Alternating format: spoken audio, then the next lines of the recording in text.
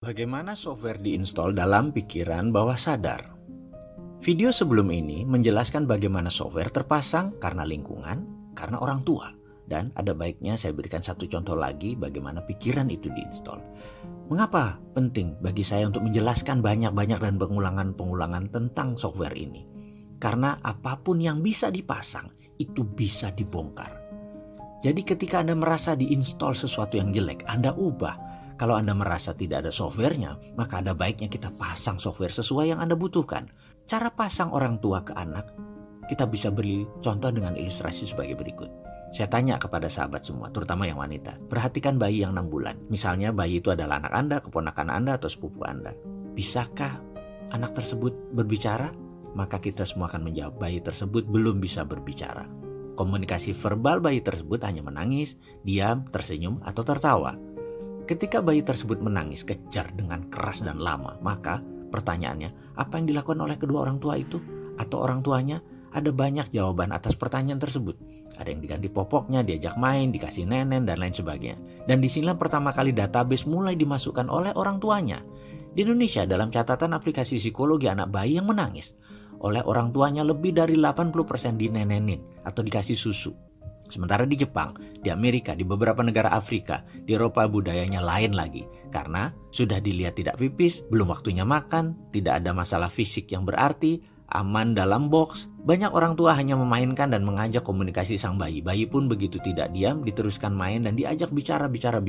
Inilah yang kemudian hari di Indonesia banyak anak yang menggunakan tangisan sebagai senjata mempengaruhi orang tuanya. Karena tidak dibiasakannya negosiasi. Dibiasakan dituruti keinginannya, anak menjadi demanding, sangat banyak maunya. Ada lagi yang harus diperhatikan, ada software lain yang dipasang orang tua pada sang anak dengan ngegampangin dengan nenenin tadi. Pertanyaan, mengapa bayi tadi menangis? Kita bahas satu-satu kemungkinannya. Karena lapar, karena kepanasan, karena kedinginan, karena pipis, karena tidak nyaman, karena kesepian, karena mau main, dan lain sebagainya. Intinya karena komunikasi belum banyak vocabulary-nya, maka dia menangis. Sekali lagi menangis karena ada masalah. Ini kata kuncinya. Ada masalah. Disinilah software orang tua memasang software tersebut dalam bahasa pemrograman kepada anak tersebut. Saya ulangi.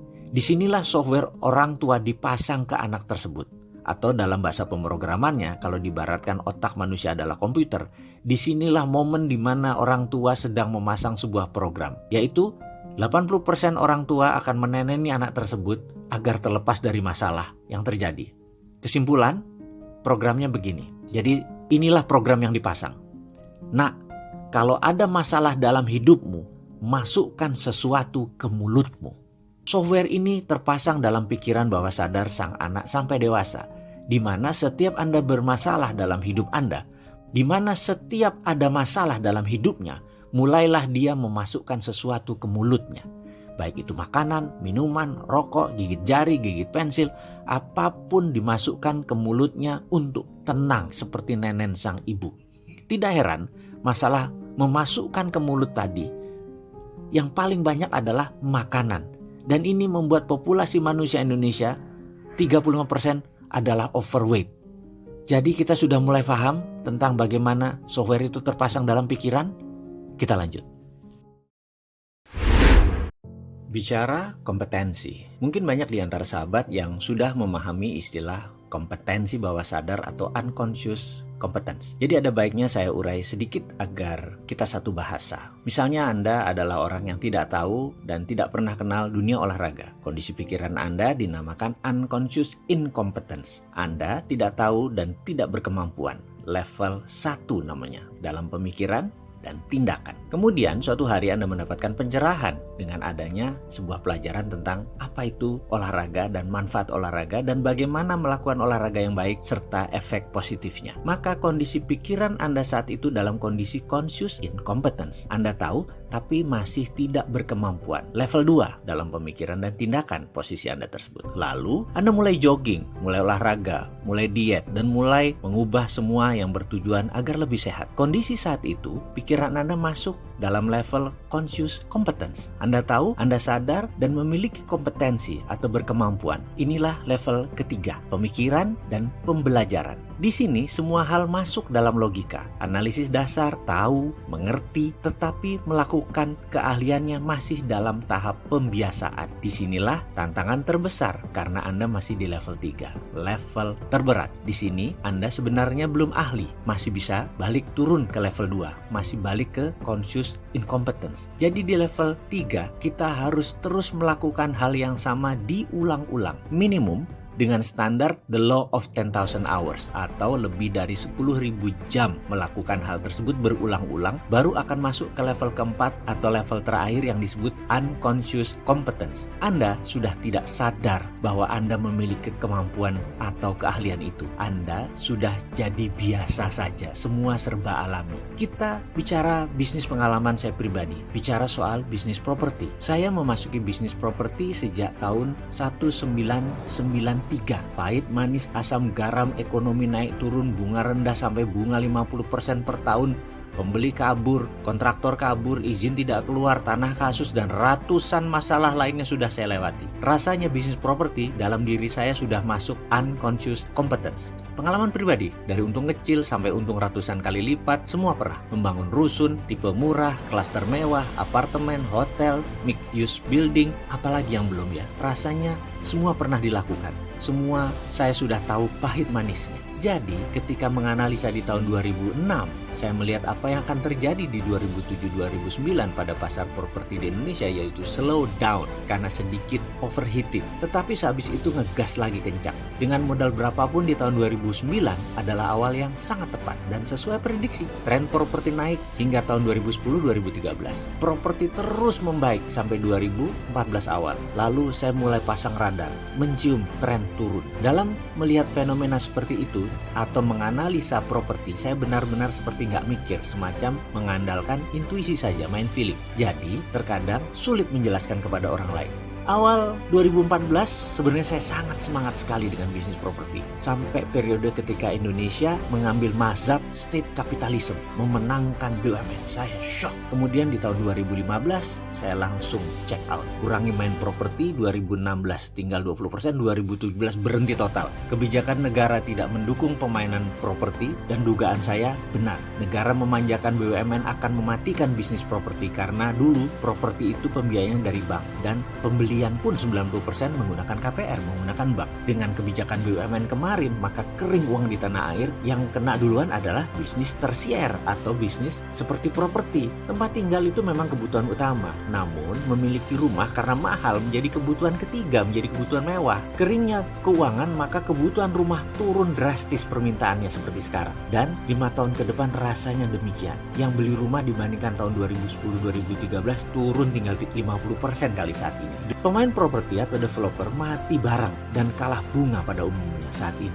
Yang selamat yang main kecil-kecil dan yang tidak hutang bank. Kalau main besar di atas 500 jutaan, kering. Yang dapat uang saat ini hanya BUMN, pejabat, atau pengusaha lama yang duitnya memang tebel. Pengusaha baru, swasta, tinggal main receh dan saling cakar-cakaran di pasar red ocean. Namun dalam bisnis properti, saya tidak mengalaminya karena insting kompetensi tadi. Jadi saya selamat. Jadi kalau ditanya, kapan mau masuk properti lagi? Menurut saya nanti tunggu tahun 2021 atau 2022. Kembali ke insting bisnis. Anda pasti memiliki kompetensi bawah sadar di berbagai bidang kemakmuran. Dan saya percaya bahwa siapapun bisa memiliki kompetensi bawah sadar untuk mempermudah langkah masing-masing menuju sukses. Yang diperlukan hanya latihan pengulangan.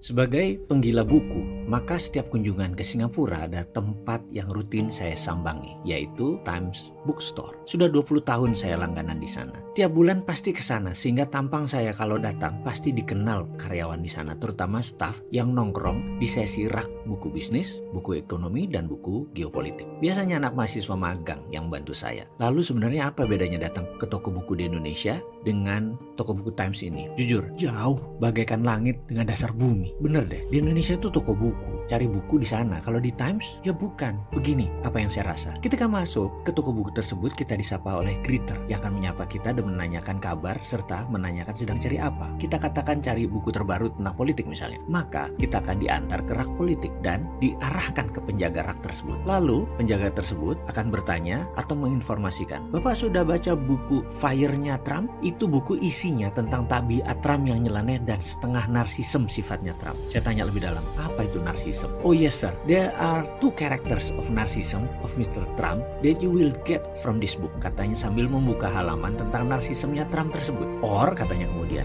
you better read this book for you to understand that US dollar will be hit by other currency. Those books are read by Mr. Trump before he become president. Sang pemuda berkacamata tebal tadi menjelaskan buku sebaiknya saya baca sebelum membaca buku Fire-nya Trump yang menjadi alasan Trump memulai menyerang Cina dan Rusia sekarang. Here you are sir, The Colder War. This book written on Obama time versus Putin. But seems Obama cannot match Putin. Even Hillary cannot beat Putin. Amerika need Trump to beat Putin. Dia menjelaskan rinci mengapa Amerika memerlukan sosok devil seperti Donald Trump. Untuk itu dunia harus tahu tabiatnya Donald Trump yang ofensif ini. Dan semua dijabarkan dalam buku tersebut, kata pemuda tadi. Begitulah sekilas suasana saya di Times. Dalam toko buku Times tersebut, pengalaman apa yang saya dapatkan kira-kira? Ya benar, saya mendapatkan knowledge. Jadi 1 jam di sana dengan staf penjualan di rak buku tersebut, saya dapat knowledge, bukan dapat buku. Sekali lagi, ini bedanya toko buku di Indonesia dengan Times. Saya tanya lagi kepada pemuda tadi, is there anything book about China? Kemudian dia jawab, you want to have information about China strategy on water sir?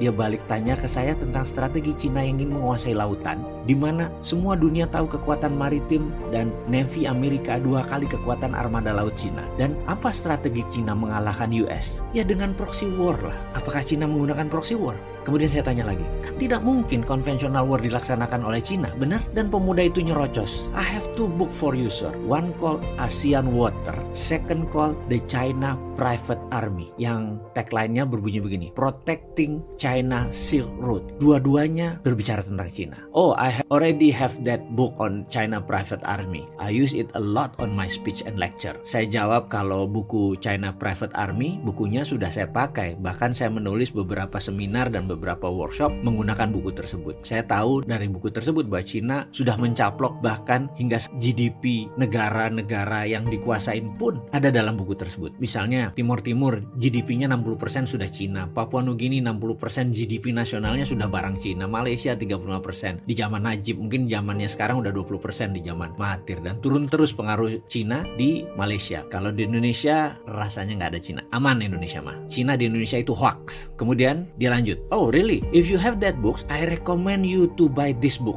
The War by Other Means, katanya. You will amazed with what China, Russia, and America play geostrategical games. Apa yang terjadi kalau itu Anda sahabat semua yang memang minat dengan buku beginian? Pasti seperti saya, panik buying.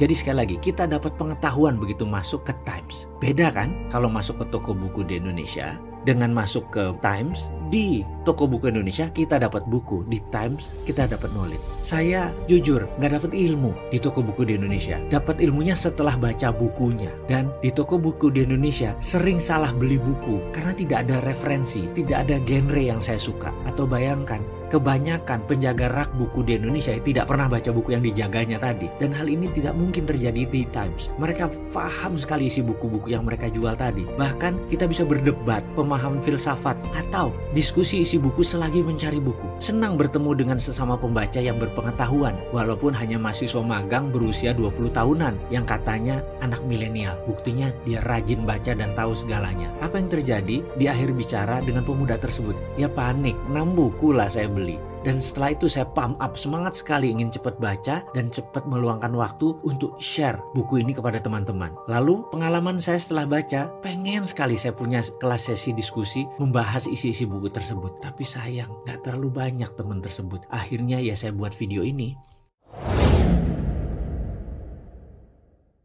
Adakah sahabat yang tertarik ingin meningkatkan omset bisnis tanpa keluar biaya iklan yang besar? Adakah yang ingin menaikkan profit dengan usaha sesedikit mungkin? Untuk menjawabnya, ada dua hal yang Anda harus lakukan kepada pelanggan Anda. Nomor satu, mereka harus mendapatkan experience atau value versus price. Jika Anda ditanya tentang Harley Davidson, Anda menjawab itu motor, maka Anda termasuk dalam kelompok ordinary atau manusia kebanyakan. Gak enak ya memang mendengarkannya ya, atau menerima kata tersebut, namun benar itu kenyataan. Anda akan heran dengan orang yang membeli Harley dan naik Harley. Harganya mahal, suaranya keras, mengendalikannya sulit, berat, tarikannya tidak kencang. Namun Harley memang bukan motor. Harley ya Harley, bukan motor. Kalau motor itu kendaraan transportasi, pilih saja Honda atau Yamaha. Jangan Harley. Pengalaman mengendarai Harley adalah value lifestyle yang hanya dinikmati segelintir orang. Karena itu, perusahaan Harley akan bertahan seumur jagat selama mereka memberi value dalam tanda petik the real man wear black. Lelaki sejati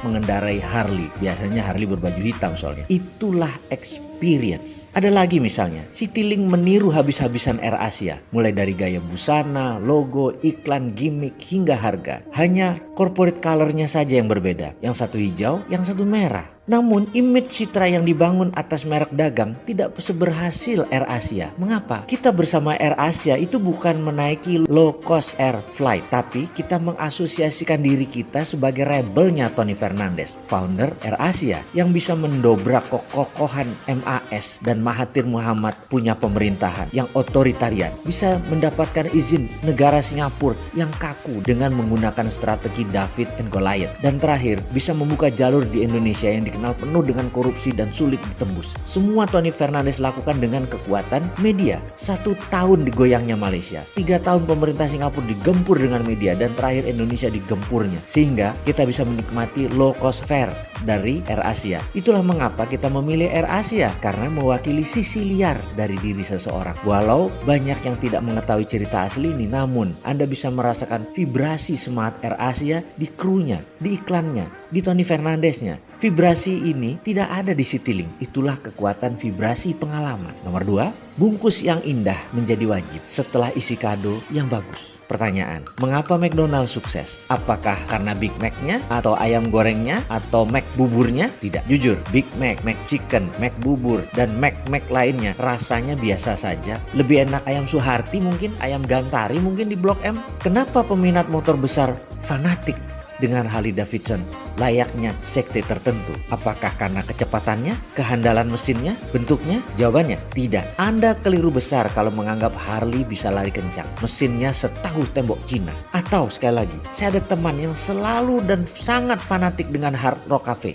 Apa kira-kira yang membuat mereka fanatik seperti itu? Makanannya? Live musiknya? Percaya, sama sekali bukan itu. Kenapa Starbucks sukses di belahan bumi manapun? Apa karena frappuccinonya atau karena green tea latte-nya? Sekali lagi jawabannya, tidak. McDonald, Hard Rock Cafe, Starbucks, Harley Davidson sukses bukan karena yang disebut konten atau isi. Konten atau what to offer, atau konten adalah apa yang ditawarkan ke pelanggan. McDonald sukses bukan karena makanannya. Starbucks sukses bukan karena kopinya. Mereka sukses karena konteksnya, yaitu how to offer. Bukan apanya atau konten, tapi bagaimana konteks atau bungkusnya itu lebih penting. Bagaimana cara kita menawarkan produk, itu adalah konteks. Bagaimana melayani pelanggan, itu adalah konteks. McDonald sukses dengan konsep service cleanliness-nya, family value-nya, keramahannya terhadap anak-anak dengan disediakan arena bermain, event-event khusus untuk ulang tahun, merchandise Hello Kitty, dinosaurus, Toy Story, dibungkus dengan fun dan friendly. Itu semua adalah konteks. Kesimpulan, kredo yang harus dimanfaatkan oleh kita untuk meningkatkan omset dan meningkatkan profit adalah jadikan pelanggan menjadi voice kita.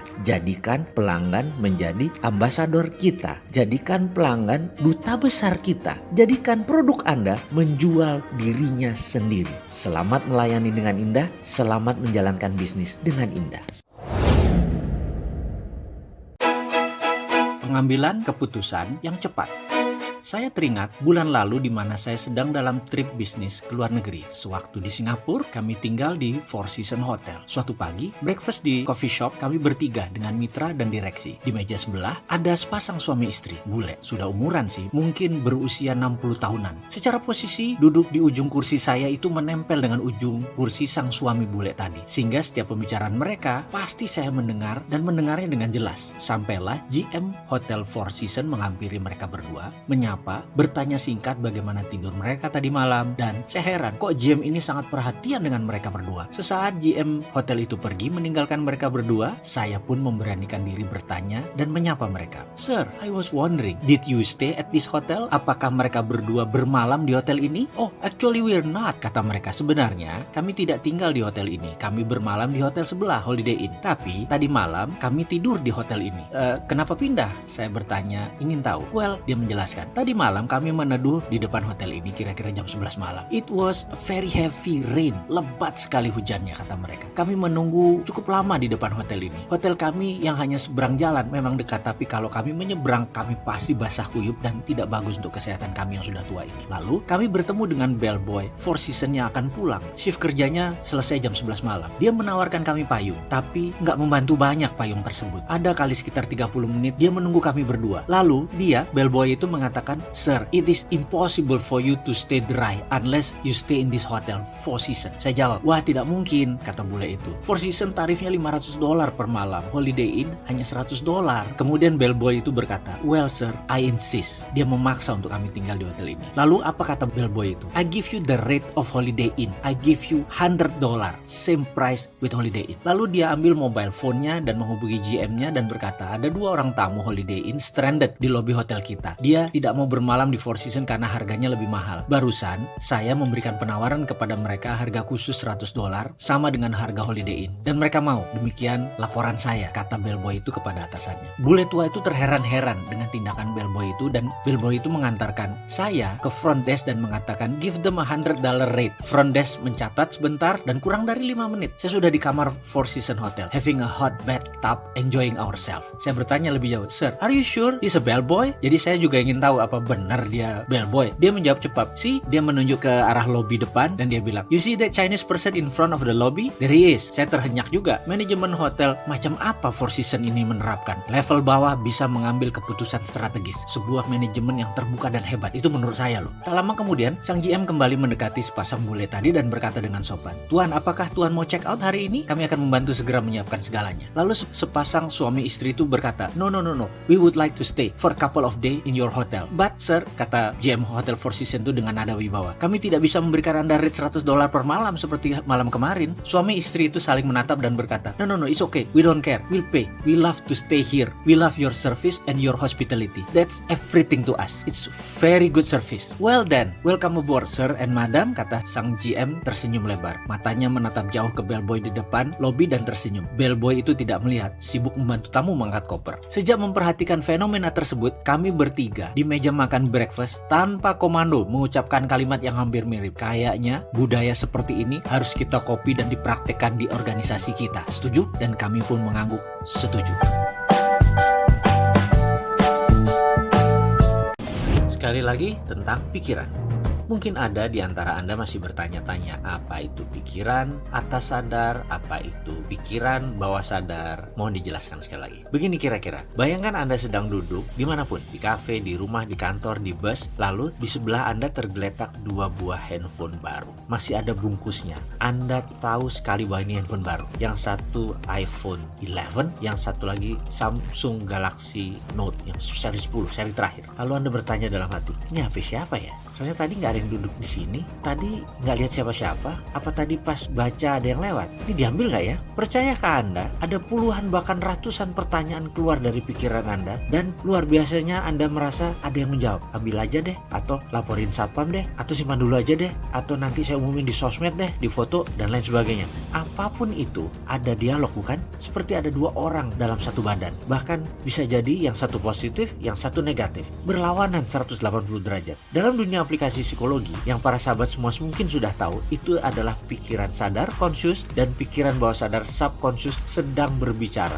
Dalam conscious mind ada ego, ada value atau nilai, sedangkan dalam subconscious mind netral. Jadi untuk memancing pikiran terdalam atau super conscious keluar dari sarangnya, Anda harus dengan sukarela membongkarnya dengan pengulangan. Sekarang kembali ke video sebelum ini. Perhatikan 20 cara di video sebelum ini. Itu minimum loh. Atau ada yang sudah dapat 30 cara membuat penghasilan 4 kali lipat seperti dalam video sebelum ini. Perhatikan mana menurut Anda yang paling possible, mana menurut Anda yang paling mungkin Anda kerjakan. Dan ingat, Anda harus memilih. Itu keluar dari dawai pusat semesta. Percayalah, inilah istikharah modern, inilah perenungan terdalam. Ini semua dihadirkan untuk Anda memilih. Anda tinggal memilih mana yang paling nyaman Anda kerjakan sekarang. Pilih paling visible, pilih yang workable, dan Anda lakukan sekarang. Percayalah dan jalankan sekarang. Ingat, Anda sekarang adalah apa yang Anda kerjakan kemarin. Anda nanti adalah apa yang Anda kerjakan sekarang. Jadi kehidupan Anda kalau belangsak, kalau gagal, itu karena apa yang Anda kerjakan kemarin. Tetapi apa yang Anda dapat nanti, Anda ingin bahagia, ingin sukses, ingin kaya, adalah apa yang Anda kerjakan sekarang. Jadi yang penting adalah apa yang Anda kerjakan sekarang. Yang penting adalah masa depan. Karena masa lalu sudah tidak bisa kita ubah. Kita terima apa kita yang sekarang, kita terima apa yang kita kemarin. Yang penting adalah apa yang kita kerjakan sekarang demi hari depan.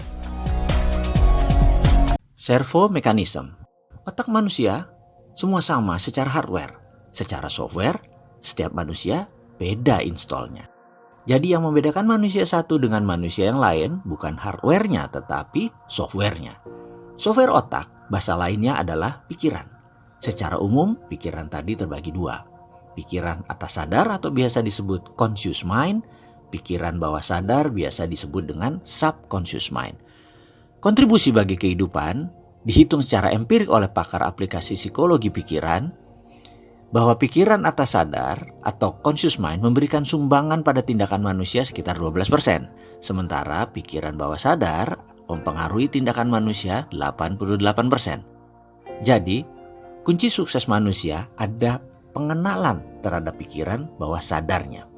Sayangnya, bawah sadar ini tidak terdeteksi karena sudah menjadi kita apa adanya. Ilustrasi sedikit tentang bawah sadar. Karena 88% tindakan manusia bergantung kepada pikiran bawah sadar, maka kita sebaiknya membicarakan bawah sadar saja lebih banyak. Setuju ya? Oke, kalau mau membandingkan pikiran sadar dan atas sadar, bahasa lainnya adalah membandingkan antara conscious mind dengan subconscious mind, adalah dengan perumpamaan sebagai berikut. Misalnya saya tanya kepada Anda sahabat, Anda ingin makan gado-gado atau salad? Katakanlah Anda memilih gado-gado. Gado-gado tadi adalah pikiran atas sadar. Anda dengan sadar, dengan analitik memutuskan gado-gado. Saya letakkan gado-gado di depan Anda, satu piring.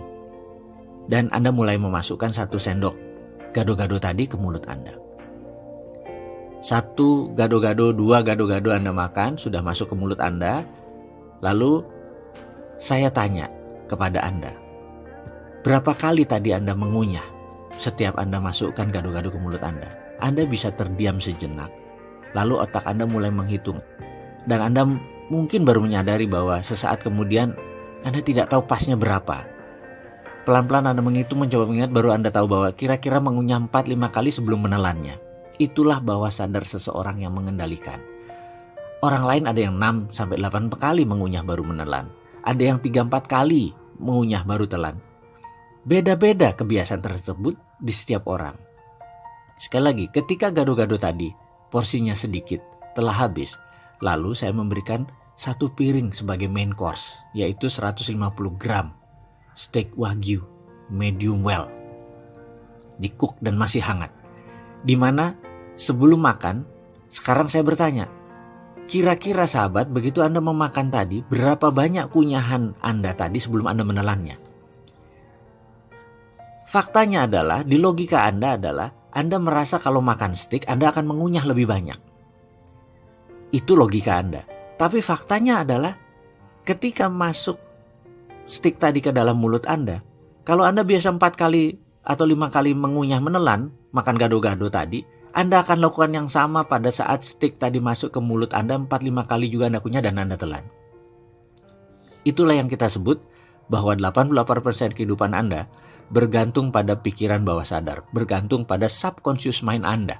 Anda bisa mengatakan, saya harus mengunyah lebih banyak karena keras, supaya lambungnya tidak bekerja keras. Tapi faktanya tidak.